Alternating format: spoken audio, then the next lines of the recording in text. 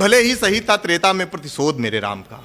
सब भूल जाना, अब ये सुन लो कि भले ही सही था त्रेता में प्रतिशोध मेरे राम का, कलयुग होता तो हो जाता विरोध मेरे राम का। कि लखन के सूपनखा की नाक काटते ही, राक्षसों को जमीन पर पाटते ही, मैं तो लखन को प्रणाम कोटिस भेज देता, पर इस कृत्य के लिए महिला आयोग उन्हें नोटिस भेज देता। वाह। मानवाधिकार रावण के साथ खड़ा हो जाता, सीता का दुख छोटा रावण का दुख बड़ा हो जाता। मानवाधिकार अनुमति नहीं देता मानवता के हनन की, हनुमान जी कभी इजाजत नहीं पाते लंका दहन की।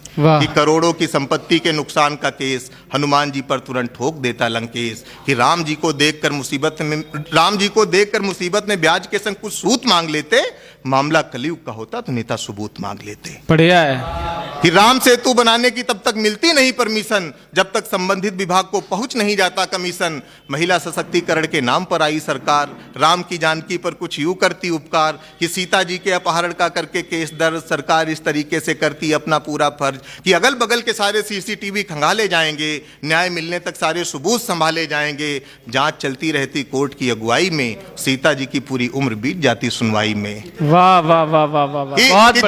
कि जांच चलती रहती कोर्ट की अगुवाई में, सीता जी की पूरी उम्र बीत जाती सुनवाई में। कोर्ट की तारीख पर तारीख देखकर आंखें बरसती रहती, राम जी कोर्ट के बाहर बैठे रहते, सीता जी न्याय को तरसती रहती।